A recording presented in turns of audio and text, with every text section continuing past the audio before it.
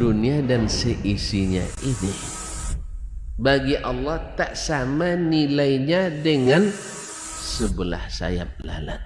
Barang siapa yang beramal untuk akhiratnya, Allah akan cukupkan baginya urusan dunia.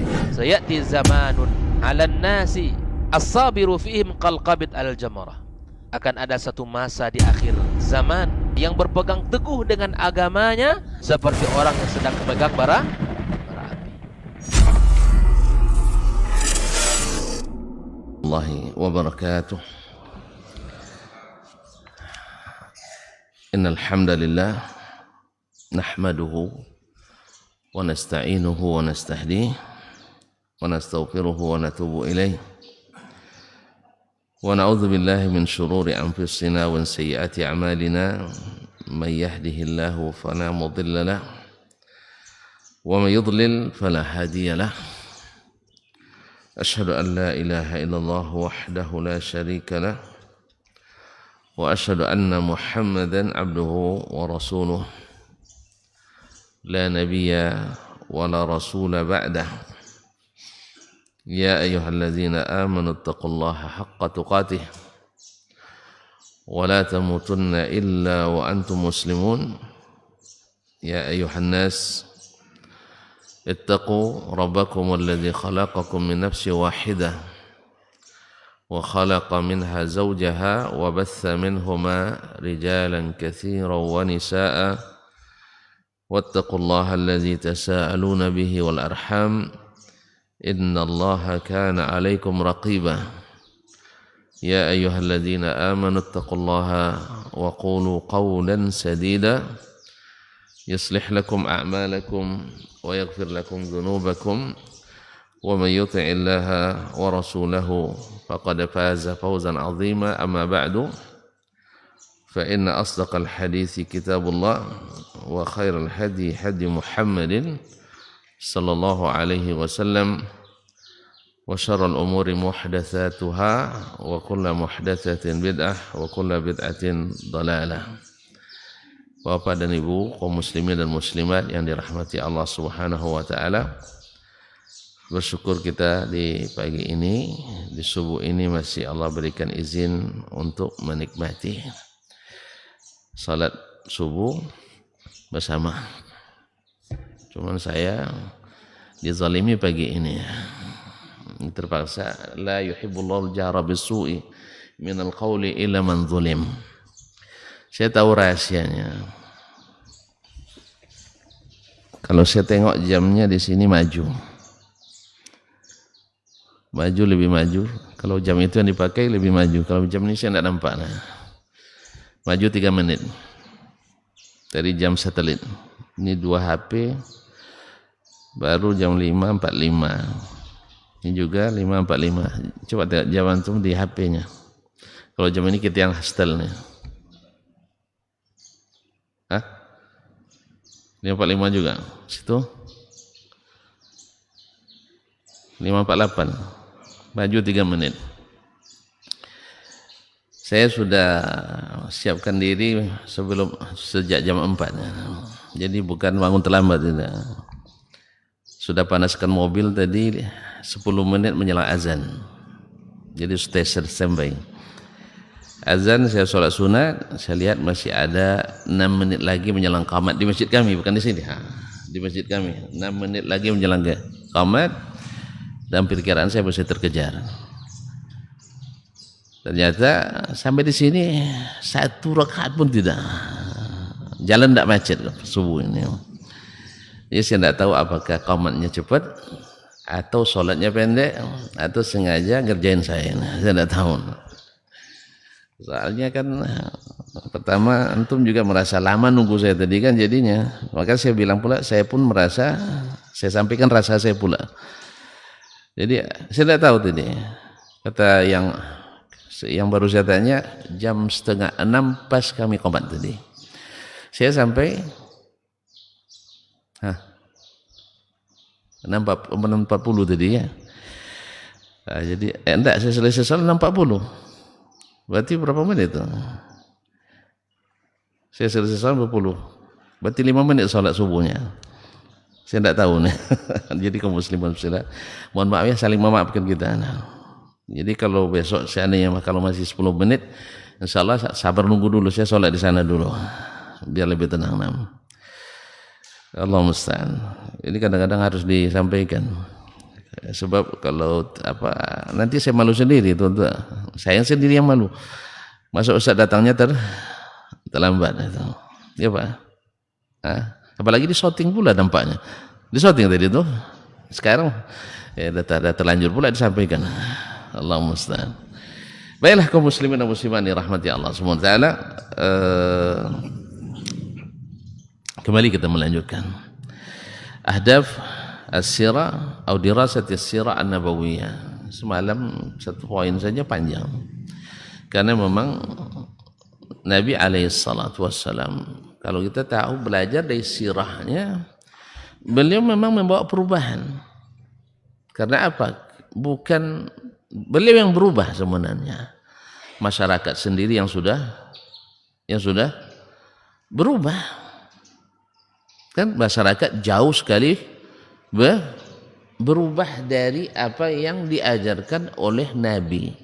Siapa Nabi yang pertama di Makkah dulu? Bilang aja belum belajarnya. Nabi Ibrahim. Sah? Habis itu Nabi Ismail. Pernah Nabi Ibrahim dan Nabi Ismail mengajarkan menyembah berhala? Pernah? Pernah enggak? Terus dari mana dapatnya sembahan berhala? Di mana mereka dapat sembahan berhala itu? Dari agama atau dari luar agama? Dari luar agama. Yang dianggap agama. Sah? Apa namanya itu? Antum vulgar sekali. No? Sesuatu yang bukan bagian dari agama lalu dianggap bagian dari agama. Sah? Betul? Akhirnya yang berubah mereka atau Nabi yang berubah?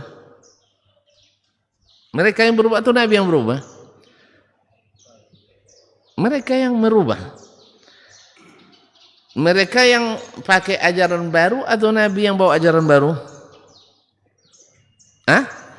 Mereka yang sebenarnya membuat sesuatu yang baru dalam agama. Nabi nak kembalikan kepada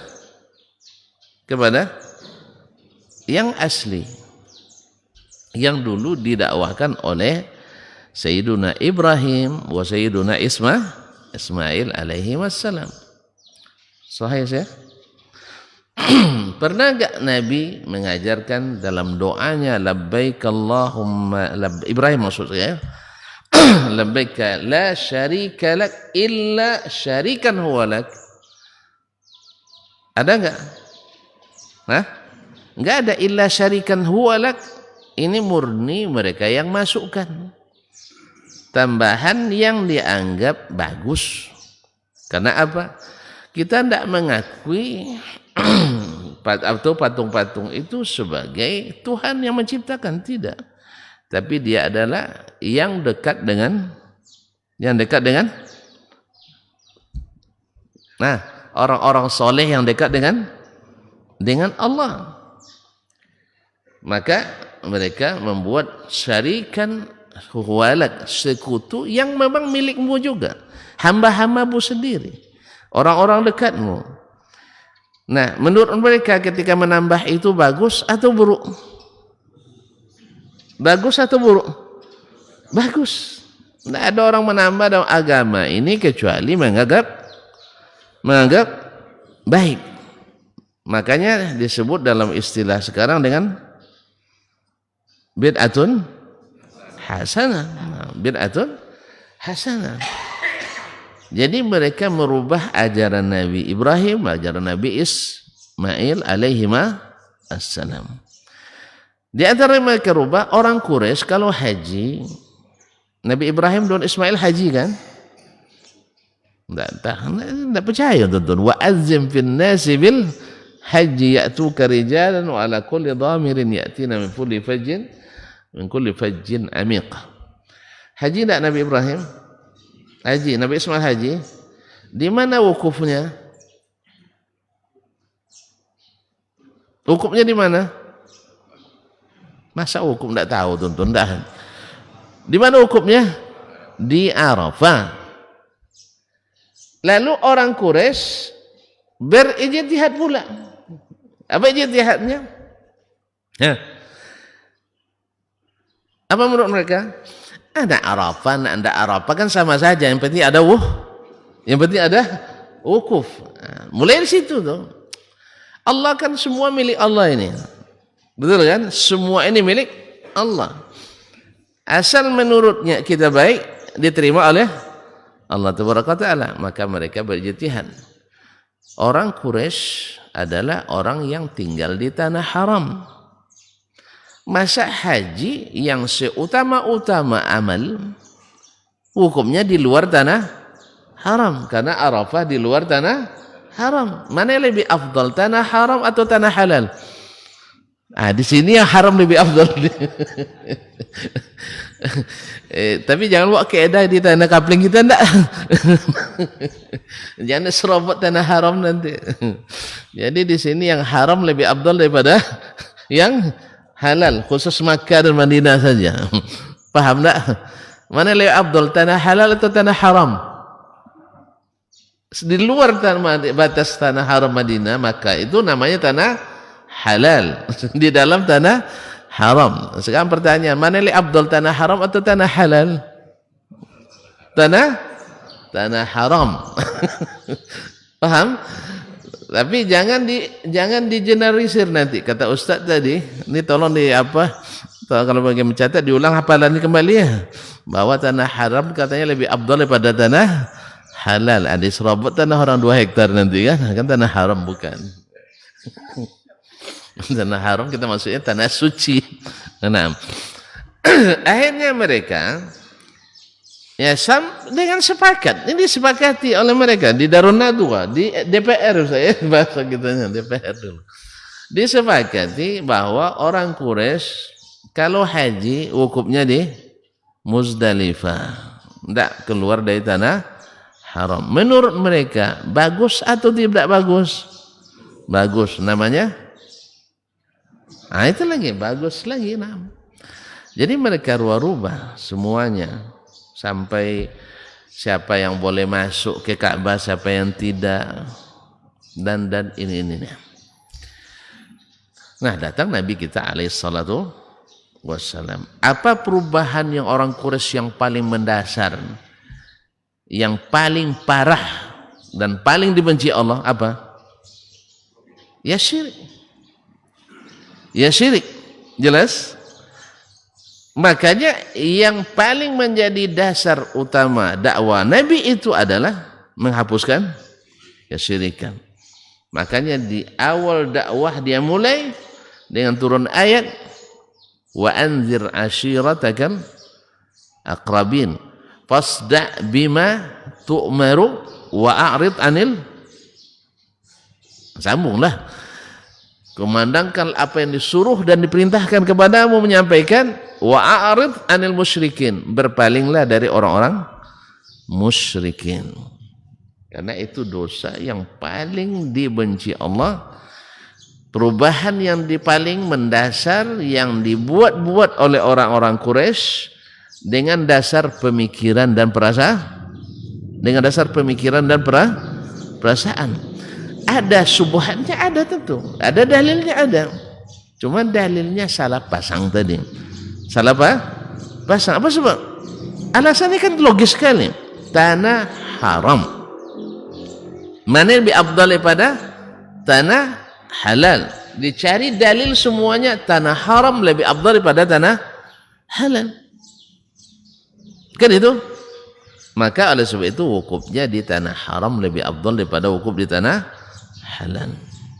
Jelas? Alasan filosofisnya bagus. Antum nak berdoa, dibawa lagi ke analogi lagi. Diibaratkan Allah itu seperti gubernur. antum banyak salah, ya, pelanggaran banyak, terlibat dulu demo misalnya, iya, buat dosa pada gubernur, tiba-tiba ada hajat ke gubernur, maka bapak mencari orang-orang dalam, orang dekat dengan gubernur, supaya apa? Supaya memberikan syafaat kepada bapak supaya urusannya tidak dipersulit atau lancar. Jelas? Maka mereka berpikir pula dengan cara yang sama. Kan orang-orang soleh itu orang-orang yang dekat dengan Allah. Maka kalau melalui mereka meminta, maka permintaan kita didengarkan. Oleh sebab itu maka mereka mencari-cari orang-orang saleh, lalu dititipkan kepada mereka permintaan supaya disampaikan kepada Allah. Logis? Logis. Ada dalilnya? Ada. Orang saleh itu dekat dengan Allah, banyak dalilnya. Orang saleh itu dekat dengan Allah, banyak dalilnya. Ala inna awliya Allahi la khawfun alaihim walahum yahzanun. Ingat, wali-wali Allah itu tak perlu takut, tak perlu khawatir. Sah? Kemudian man azali waliyan faqad adantu bil harb. Siapa yang menyakiti waliku, aku umumkan perang dengannya. Wali itu punya kedudukan di sisi Allah, dicintai Allah, orang saleh cintai Allah. Maka titipkanlah permohonan kita melalui orang-orang dekat tadi. Ada dalilnya? Ada, tapi syubhat. Dalilnya adalah syubhat, bukan dalil yang sesungguhnya. Sebab sepanjang sirah, ini pelajar sirah Nabi SAW, kita tidak menemukan bahwa mereka disuruh oleh Allah Subhanahu wa taala dan Nabi SAW berdoa melalui orang-orang saleh tadi. Kecuali minta didoakan oleh orang soleh, bukan berdoa kepada orang soleh disampaikan kepada Allah Subhanahu wa taala, baik yang hidup maupun yang mati. Jelas? Jelas ya?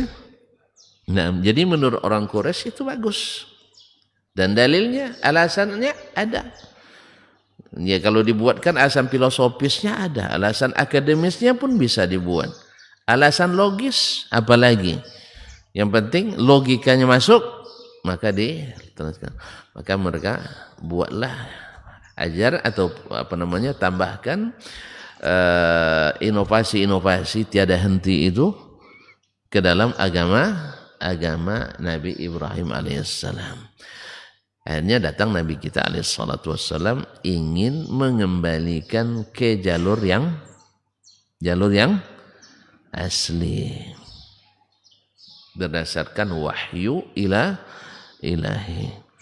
Jadi maka tertuduhlah Nabi SAW membawa ajaran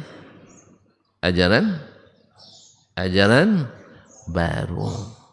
Padahal mereka yang sebenarnya yang memakai ajaran baru yang tak diajarkan oleh nabi-nabi sebelumnya. Sehingga terjadilah apa yang terjadi, yaitu orang-orang Quraisy menolak dakwah Nabi dengan alasan tidak sesuai dengan keinginan masyarakatnya, tidak sesuai dengan kultur orang Arab. Nah, sekarang kita dah mulai pula menolak ajaran Nabi dengan alasan tidak sesuai dengan kearifan lokal. Akhirnya nanti Islam itu tidak ada yang mau terima. Orang Arab tolak karena tidak sesuai dengan budayanya. Orang Nusantara tolak karena tidak sesuai dengan budayanya. Itulah dulu alasan penolakan Abu Jahal dan kawan-kawan, karena Nabi membawa ajaran yang tak sesuai dengan budaya lokal atau kearifan lokal. Ya.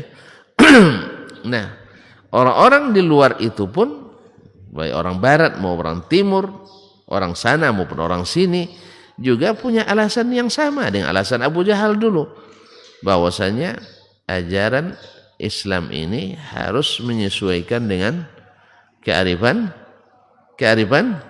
lokal, sehingga ibadahnya ya harus pakai wayang pula, gitu kan?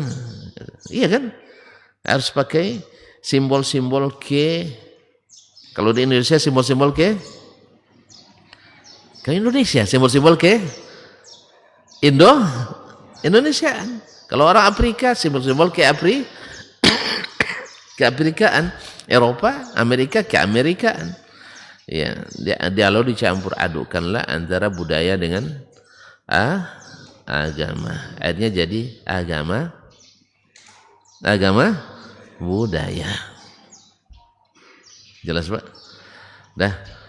Sampai di sini, maka tujuan mempelajari sirah supaya kita tahu perubahan apa yang dibawa oleh Nabi alaihissalatu wassalam. Bukan sembarang perubahan, tetapi sebenarnya membangkit batang terendam yang mengasah kembali emas yang sudah lama terbenam dalam lumpur. Jelas? Kan perlu diasah lagi oleh Nabi SAW. Maka kalau karetnya terlalu tebal dan menyatu dengan dan berpadu dengan aslinya, maka menimbulkan perlu gesek, perlu digosok dan digesek. Cuman masalahnya ada yang gosoknya langsung keras-keras, ada yang gosekannya semi lembut. Mana yang bagus, Pak? Yang keras-keras atau yang lemah lembut? Nah, kalau lemah lembut kan perlu penyabar. Bapak harus piara kambing dulu. Kalau ada kan jarang memelihara kambing. Yang banyak adalah konsumsi kambing, maka darah. Ini harus juga biasa ikut melihara kambing, karena melihara kambing itu bikin orang sabar, telaten, karena memang kambing itu banyak perangainya, banyak lakunya. Makanya kata Nabi alaihissalam, ma min nabiyyin illa waqad ra'al ghanam. Karena Nabi itu tidak ada nabi kecuali pernah memelihara kambing. Sebab min riayatil ghanam ila qiyadatil umam. Dari yang memelihara kambing menjadi pemimpin umat, Ma'asyiral kiram. Nah, selanjutnya di antara tujuan yang kita pelajari sirah adalah kita mengetahui bahwa Nabi kita ini dia tidak sendiri. Namanya sudah lama terpampang di papan pengumuman. Ya, saya pakai bahasa kiasan, Pak. Papan pengumuman di agama-agama dan umat-umat sebelum umat Islam ini. Maksudnya umat-umat Nabi sebelumnya. Nama Nabi itu sudah disebutkan. Jadi kan jadi pelajaran bagi kita bahwa seseorang itu bila beritanya sampai kepada kita, orang rata-rata karena yang disampaikan beritanya tentang orang yang baik, sebutkan sifat-sifat kebaikannya, akan membawa pencerahan, bawa ilmu. Dengar bawa ilmu itu kan kita gembira kan. Misalnya dulu ketika Tuan guru kita Dr. Hanmi mau pulang misalnya, orang Masya Allah akan pulang seorang dokter dari Madinah atau dari Makkah. Orang pada Masya Allah ini mudah-mudahan membawa pencerahan. Ternyata ketika mulai beliau berdakwah, ternyata tidak semua yang diinginkan disampaikan. Ada hal yang bagus, alhamdulillah, rata-rata kan samanya. Ada sebagian yang sudah meninggalkan yang asli ke yang bukan asli. Beliau memang suka barang asli, maka diawarnya kepada masyarakat. ini KW ini bagus bentuknya tapi tidak kuat pondasinya. Ibaratnya kalau menggali barang KW laku 100, untungnya 10 juta. Tapi kalau jual barang berkualitas, ya Pak, laku 1, untungnya 20 juta. Bapak pilih yang mana? KW laku 100, untungnya 10 juta. Asli laku 1, untungnya 20 juta. Pilih yang mana? Ragu Pak? Hah? Makanya orang-orang yang sabar, orang-orang yang sabar, biarlah laku 1 ini mungkin 1 terjual dalam 1 bulan. Tapi langsung untungnya 20 juta. Ini yang 100 laku dalam 3 bulan. Untungnya hanya 10 juta. Tapi yang penting asal laku sajalah. Walaupun nilainya sedikit. Makanya biarlah yang sedikit ini. Nah, itu kalaupun laku. Yang masalahnya ada yang menurut kita laku ternyata tidak laku di sisi Allah Subhanahu wa taala. Permasalahannya hitung-hitungnya bukan di sini. Hitung-hitungnya bukan di sini. Kalau sempat ada perhitungan di akhir tahun dibuka catatan pahala kita, ya kalau sempat ada bocoran Bang ya. Di akhir tahun ada bocoran, dasman dipanggil satu-satu, dibuka rahasia oleh Allah Ta'ala. Ini amalan sholat kamu sepanjang setahun ini. Termasuk catat tadi yang terlambat itu termasuk catat. Ya. Kalau saya tahu entah gimana, saya tidak tahu kan gimana. Jangan gara-gara tuan-tuan meninggalkan saya dikurangi pula bonusnya. Mungkin kita tahu. Kalau andainya tahu, pasti sepakat besok kita tidak akan qomat sebelum nampak.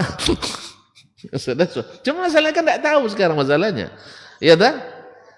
Sempat kontan antum terima cash sekarang pahala itu. Bapak dapat 1 miliar. Ini dapat 10 juta. Ini apa?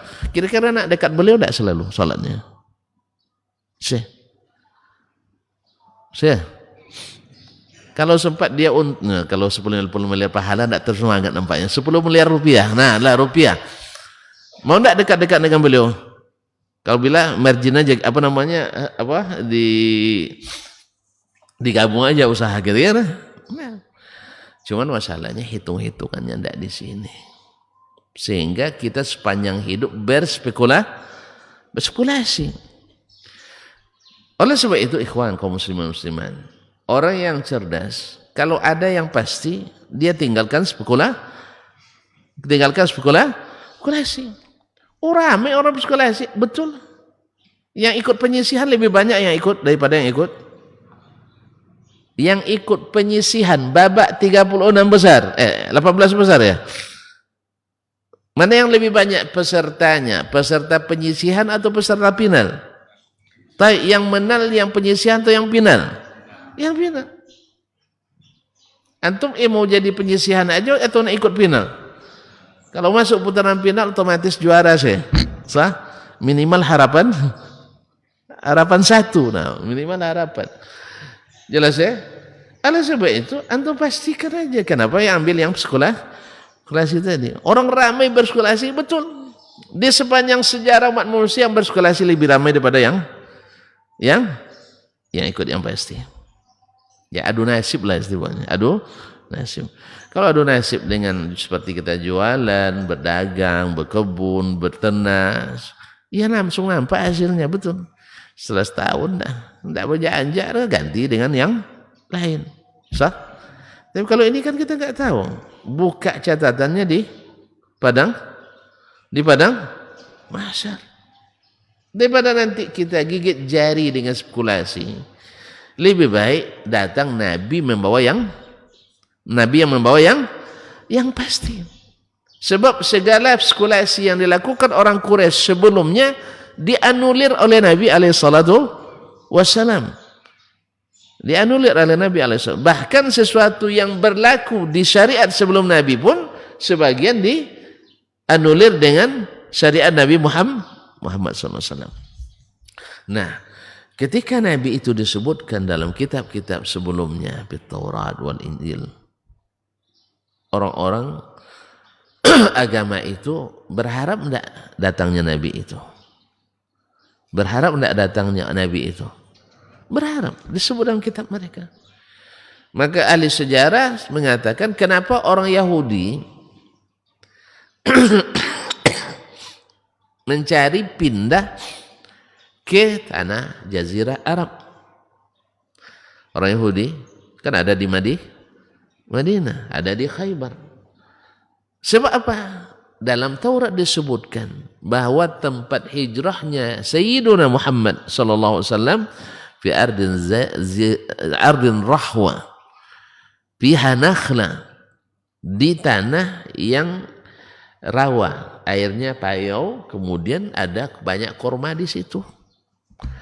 Maka di zaman itu yang paling banyak kurmanya adalah di Madinah, kemudian di Khaybar. Maka menyebarlah orang-orang Yahudi datang dari berbagai tempat. Ada yang tinggal di Bani Quraidah, tinggal dekat Quba. Dan Bani Qainuqa dekat Buthan, Bani Nadir. Kemudian ada yang tinggal di Khaybar. Ma'asyiral kiram rahmati Allah. Mereka datang ke situ bukan semata cari penghidupan, tapi menunggu Nabi akhir zaman.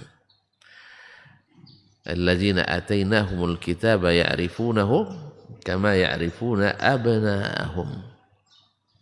Orang-orang yang kami berikan kepada mereka Alkitab, mereka mengenal Nabi Muhammad sallallahu alaihi wasallam seperti mengenal anak-anak mereka sendiri. Cuman falamma ja'ahum ma arafu kafaru bih. Setelah datang kepada mereka yang sudah mereka kenali, mereka menolaknya. Apa alasan mereka menolak? Kenapa mereka menolak? Pak, kalau dapat tawaran menikah lagi, Bapak tolak. Pasti punya alasan. So, kenapa Bapak menolak? Kenapa mereka tolak? Tidak sesuai yang diinginkan. Itu lebih umum jawabannya. Tidak sesuai dengan yang diinginkan. Orang Yahudi dengan orang Quraisy kan berbeda pula keinginannya. Maka tidak sesuai dengan yang diinginkan, tidak sesuai dengan ekspektasinya. Mereka membayangkan bahwa Nabi akhir zaman itu dari bangsa Yahudi. Karena mereka ini orangnya rasis. Yahudi ini paling rasis sepanjang zaman. Pernah dengar rasisme orang Yahudi? Dikejar sama Fir'aun, Pak. Ya. Mereka tetap minta 10 jalur itu, Masya Allah. Kalau sempat dibangun dengan kontraktor, lama selesainya itu. Karena mukjizat. Paham, Pak? Orang Bani Israel berapa Bani? Bani Israel berapa golongan? Sukunya. Anak Nabi Ya'qub berapa orang? Anak Nabi Ya'qub berapa orang? Tidak ada yang tahu. Buka lagi surah Yusuf nanti. Inni ra'aitu ahada asyara kawkaban. Saya melihat 11 bintang. Wasyamsa wal qamar. Matahari dan bulan. Ra'aituhum li sajidin. Saya lihat mereka sujud kepada aku. Berapa orang anak Nabi Ya'qub? 12. Ya 11 kan saudara Yusuf. Masuk Yusuf 12. Dari keturunan mereka 12 inilah lahir Bani Israel. Dalam kondisi seperti itu pun yang tetap juga kesukuan masih ditonjolkan itu. Padahal sudah Fir'aun di belakang, laut di depan. Tidak mau juga berbaur, saudara. Padahal masih satu Bani Israel, Bani Yaqub alaihi salam. Nampak tak? Pak, dalam kondisi dikejar oleh tsunami, bapak masih cari suku lagi? Hah? La ilaha illallah. Terbayang tuh, gempa bumi lalu tsunami, di belakang runtuhan gunung, di depan air, habis itu mana suku saya gitu ya? Hah? Coba bayangkan. Kecuali kita kayak Bani Israel rasisnya. Dan kondisi sepelik itu, sesusah itu, mereka masih tetap tidak mau seiring sejalan kecuali yang sebani dengannya, sesuku dengannya. Maka Allah berikan pula, tidak apa-apa, 12 jalur. Cuman takut pula mereka. Minta pula supaya dinding-dinding itu transparan, nampak pula yang di seberang. Bayangkan. Ya, supaya nampak yang di sebelah. Subhanal Khaliq. Allah beri. Tapi subhanallah, iman juga memang payah mereka. Ma'asyil kiram dirahmati Allah. Jadi masalahnya kada rasis tadi. Karena Nabi bukan dari golongannya, maka mereka menolak. Ternyata bukan dari Bani Israel. Menolak mereka. Illa man hadallahu minhum. Kecuali sebagian yang Allah beri petunjuk. Tapi secara nasional mereka menolak Nabi Muhammad SAW. Tapi personal, individual banyak yang beriman juga. Seperti Abdullah bin Salam, Ka'ab al-Ahbar, dan sebagainya. Mereka beriman kepada Nabi SAW. Tapi sebagian besar tidak. Bahkan selalu berkhianat. Orang Quraisy lain lagi cerita. Mereka juga sebagian yang tanassar mendapat berita itu. Cuman mereka menolak Nabi. Tidak mungkin menolak karena rasis. Nabi dari golongan mereka. Nabi dari bangsa Arab. Jadi alasannya bukan rasisme lagi. Bukan kesukuisme lagi. Alasannya apa? Tadilah fanatisme budaya, fanatisme kebangsaan, fanatisme dengan ada istiadat. Mereka menolak Nabi SAW dengan fanatisme tadi. Apa alasannya? Tidak mungkinlah guru-guru kita dulu salah. Memang Muhammad cerdas sendiri. Jadi kan guru-guru kita dulu, nenek moyang kita dulu. Tentu yang dimaksud dengan aba itu kan memang bahasa Al-Qurannya abauna, bapak-bapak kami. Tapi tentu maksud bapak-bapak itu orang-orang yang, mohon maaf, orang-orang yang tidak berpikir, orang bukan petinggi. Tidak mungkin yang dimaksudnya orang-orang yang tidak dikenal. Pasti yang dimaksud aba itu yang sekelas Abdul Muttalib, sekelas Hashim, seperti Qusay, dan orang-orang yang ternama. Paham, Mbak? Ketika kita nyebut nenek moyang kita, yang dimaksud orang-orang yang tidak dikenal atau orang-orang yang dikenal? Pasti yang dimaksud adalah tokoh-tokoh nenek moyang kita. Kan gitu, sah? Jadi mereka menolak karena tidak mungkin nenek moyang kita tak memikirkan masalah ini. Tidak mungkin nenek moyang tidak mengenal masalah ini.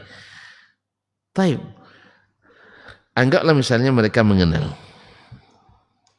Jelas? Anggap mereka nenek moyang itu mengenal. Tahu ini syirik. Pak, misalnya orang nenek moyang orang Quraisy dulu, Hashim misalnya tahu bahwa berhala ini syirik.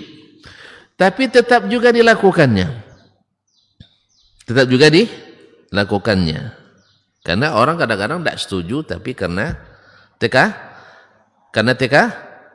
tekanan masyarakat, tekanan budaya, akhirnya dia terpaksa diam. Tentu masih ingat kisah dulu di masa Jepun berkuasa. Jepang berapa lama jajah kita? 3 tahun setengah. Tapi kata nenek moyang kita, nenek moyang lagi kan, kata para pendahulu kita, lebih pahit daripada 350 tahun itu. Atau nak merasa? Jangan sampai. Ya, jangan sampai. Sebab yang mirip-mirip dengannya juga bahaya. Nah. Yang mirip-mirip dengannya juga lebih bahaya. Doa ya, doakan negeri ini dijauhkan Allah dari bencana ya, seperti 3,5 tahun itu. Yang mirip-miripnya dahsyat. Tahu enggak? Tahu? Nah, kaum muslimin dan muslimat dirahmati Allah SWT. Jadi apa tadi saya bilang tadi? Tonton lupa, saya pun tidak ingat. Memang tonton di masa penjajahan Jepang. Apa yang terjadi? Dikumpul para ulama. Ulama kumpulnya bang, kiai-kiai. Kalau di Jawa, buya-buya dari Sumatera. Di pagi-pagi hari menjelang terbit mentari. Karena ibadahnya orang itu di pagi hari pas matahari terbit. Karena Tuhannya matahari. Dewa Sintonya itu kan dari matahari. Disuruh berbaris, dibawa todongan senjata laras panjang para ulama itu. Untuk di saat mentari terbit mereka rukuk kepada matahari. Mau dicoba? Dia ucapkan alhamdulillahilladzi najjana min dzalika. Segala puji bagi Allah yang tidak menguji kita dengan ujian seperti itu. Ya, jangan bercita-cita diuji yang berat-berat. Tapi mintalah kepada Allah jangan uji sesuatu yang kita tidak sanggup. Dibuat todongan senjata laras panjang, disuruh semuanya rukuk. Pas subhanallah, kalau sempat abang yang di situ gimana kira-kira? Abang ulamanya waktu itu. Tapasul. Betul, itu yang terbayang oleh kita. Terpaksa. Tidak ada jalan. Karena masalahnya nyawa. Iya kan? Akhirnya mereka semua mengambil rukhsah. Illa man ukriha wa qalbuhu mutmainnun bil iman. Orang yang terpaksa hatinya masih tetap beriman. Terpaksa. Semuanya rukuk. Jelas ya? Dalam tekanan. Ada orang tahu itu batil, tapi dia dalam tekanan. Tekanan di sini bermacam-macam. Ada tekanan nafsu, ya kan? Ada tekanan keinginan, atau tekanan orang rumah dan sebagainya. Tapi yang jelas mereka semua terpaksa, kecuali hanya satu orang. Siapa dia? Kecuali hanya satu orang. Siapa dia? Ayah Buya Hamka. Ayah Buya Hamka. Siapa namanya? Tentu dah mulai melupakan nenek moyang nampaknya ya. Nenek moyang seperti ini gampang kita lupakan ya. Nah, Ayah Buya Hamka, Abdul Karim Amrullah. Di mana belajarnya? Nah, itu lagi. Di mana belajarnya? Di Makkah. Tauhid kokoh. Nah, bukan produk KW, tapi asli dibangun di atas produk asli dari langit, Al-Quran dan Sunnah Nabi SAW. Bukan diatur di atas pemikiran. Ya, semoga Allah mengampuni ya semua mereka dan kita, merahmati. Tapi Buya Abdul Karim Amrullah, ayah Buya Hamka, beliau tidak mau. Satu-satunya yang tidak rukuk hanya beliau. Yang lain ambil rukhsah semua. Ambil rukhsah. Karena terpaksa kita melakukan, ya mereka lakukan. Semoga Allah memaafkan semuanya. Dan sedangkan Buya tidak. Dia bertahan. Tidak. Sebab tidak boleh rukuk dan sujud kecuali kepada Allah Tabaraka wa Ta'ala. Ini harga, ini harga mati. Harga mati begini. Subhanallah. Orang kan takut mati kan. Beliau tidak takut mati. Kadang-kadang kalau kita tidak takut mati, tidak datang mati itu. Ya. Berapa banyak orang yang sudah sakit-sakitan, dah rela mati tapi tidak datang mati. Justru ke orang yang takut mati cepat datang mati itu. Makanya jangan takut mati, tapi jangan cari-cari mati. Jangan cari-cari mati. Cari tidak boleh, takut juga tidak boleh. Maka beliau tetap, alhamdulillah selamat. Sampai di era kemerdekaan pun beliau masih hidup. Ditanya oleh anaknya, siapa anaknya? Ya Buya Hamka. Cerita kan datang dari Buya Hamka ini, rahimahullah. Kenapa ayah kok bisa tidak mengikut perintah di bawah todongan senjata? Tidak ada jalan untuk selamat lagi. Apa jawaban beliau?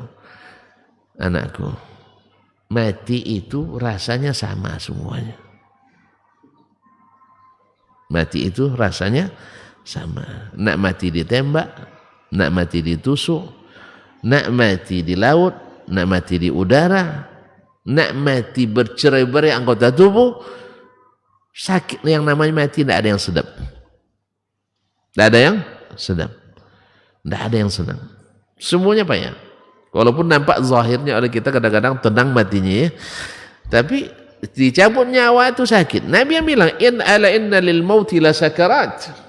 Mati itu berat. Oleh sebab itu, apapun sebabnya sama. Yang masalah yang setelah mati tadi. Ayah melihat mati ayah dengan dibunuh itu lebih meringankan setelah mati itu. Paham tak? Mati dia mempertahankan akidahnya lebih meringankan keadaan setelah mati dibanding dengan yang mengambil rukhsah. Tentu beda.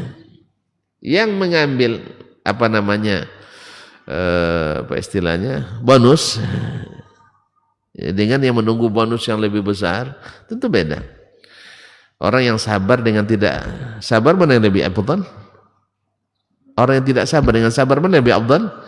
Yang sabar.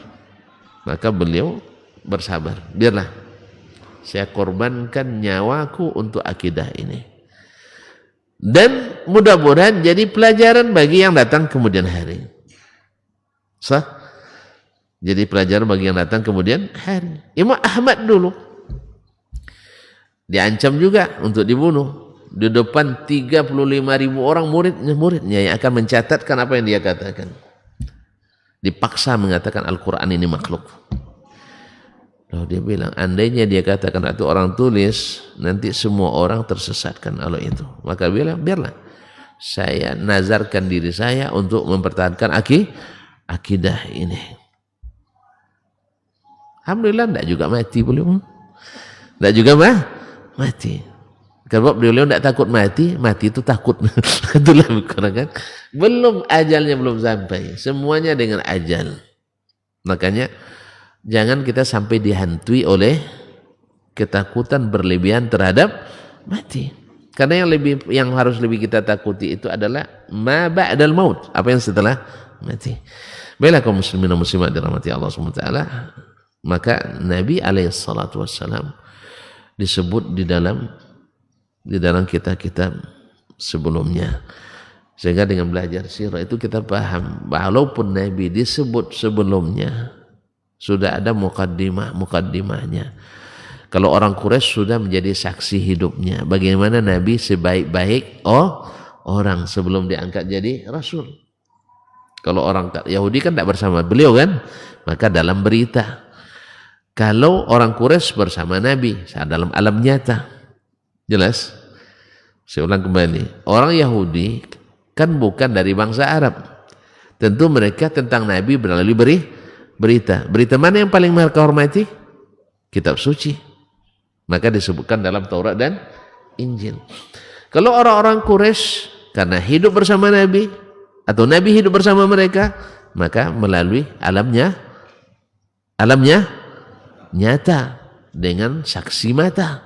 Mereka saksikan sendiri bagaimana ketinggian akhlak dan budi Sayyiduna Nabi sallallahu alaihi wasallam. Tetapi karena datangnya membawa sesuatu tidak sesuai dengan ekspektasi mereka, tidak sesuai dengan keinginan. Yang satu karena rasisnya menolak, yang satu karena fanatisme ajaran nenek moyang menolak. Tapi yang menerima yang tinggi semakin tinggi, yang rendah naik menjadi tinggi. Coba bayangkan, Bilal ibn Rabah radhiyallahu anhu. Tidak ada orang sampai ke atas puncak Ka'bah tuh, tapi dia sampai. Yang lain-lain di mana? Masuk dalam Ka'bah cuma. Kalau Bilal naik ke atas Ka'bah, Pak. Nampak tuh? Ngapain di atas? Azan. Subhanallah. Dapat kemuliaan jadi muazzin Rasulullah sallallahu alaihi wasallam sampai Nabi wafat alaihi salam. Yes ya. Jadi agama ini meninggikan bukan menjatuhkan. Ini kan sebagian kan karena takut dijatuhkan oleh agama, kadang-kadang tanpa sengaja jadi musuh dakwah agama. Apa sebab? Alasannya bawa yang aneh-aneh. Ya biasalah kan, kita kan tidak belajar sebelum ini, jadi kita tahu, anggap itu sesuatu yang aneh. Jangan ketentuan yang tak pernah mondok, kami yang mondok saja. Setelah belajar sunnah-sunnah Nabi SAW, banyak yang kami tidak tahu dan dianggap aneh. Saya ada ceritakan tonton barangkali. Ketika di pondok kami kalau cingkrang celana sedikit dirotan sama buya, Pak. Tidak kaki aja rotan, pinggang kena rotan juga. Apa alasan ini? Celana preman. Karena memang waktu itu kan ya tahun 80-an 90 sebelum 90-an itu tren pula kalau orang-orang penyanyi dan sebagainya preman-preman celana cingkrang. Nah, jadi dianggap oleh buya kami celana preman. Padahal bukan. Celana dari kelas 1 sampai kelas 4 tidak diganti. Itu rahasianya, badan kurus. Jadi pinggang tidak bertambah. Nah, itu. Makanya ketika melamar menikah hampir ditolak gara-gara itu. Badan kurus, rambut lurus, dompet kurus juga. Untung dapat syafaat dari Ustaz Helmi, Masya Allah. Ustaz Helmi kawannya itu, naik grade saya jadi. Naik grade saya. Di jasa beliau dengan saya banyak tuh. Jazakallahu.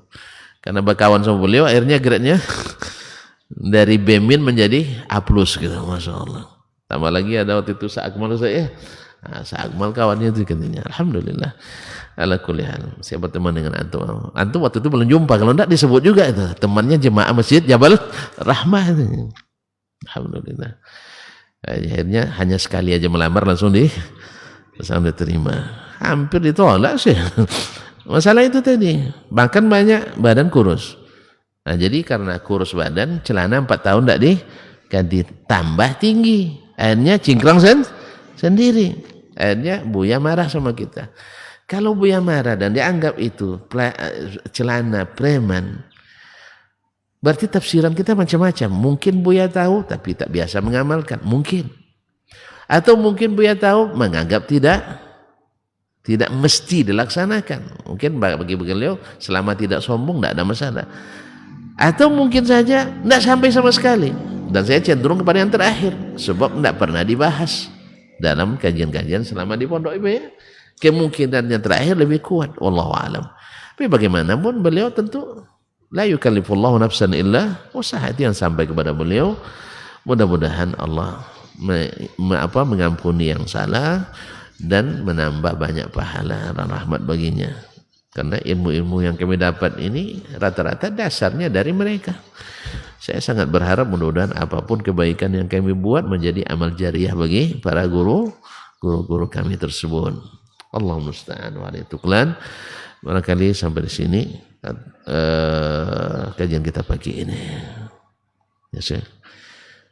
Lain mandang cuma belum rela melepasnya. Baik, kita sampai di sini dulu. Mudah-mudahan kita jumpa kembali di bulan depan. Ya, bulan depan insyaallah. Wallahu taala alam. Atau ada mau ditanyakan? Tapi kalau pertanyaan kayak muftinya jangan ke saya. Nah, ya, kan ada muftinya di sini. Enggak usah tanya jauh lah ya. Nah, subhanakallah bihamdik asyhadu an la ilaha illa anta astaghfiruka wa atubu ilaik. Wassalamualaikum warahmatullahi wabarakatuh.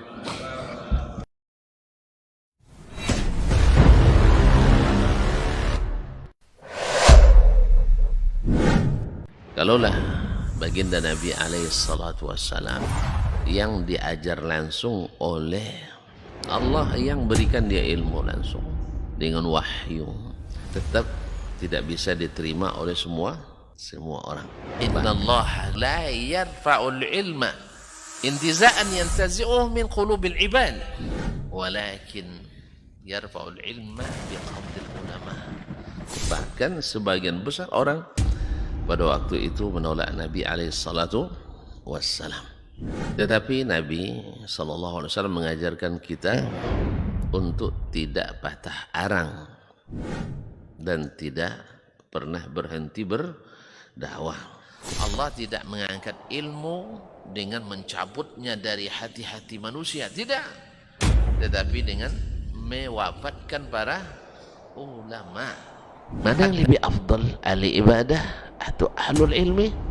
Dari semua sisi ahlul ilmi lebih afdal daripada ahli ibadah. Sampai tidak tinggal satu orang pun ulama. Ittakhadhan nasu ru'usan juhalan. Ketika tidak seorang alim pun yang tinggal, akhirnya orang-orang mengambil para pemuka-pemuka yang jahil.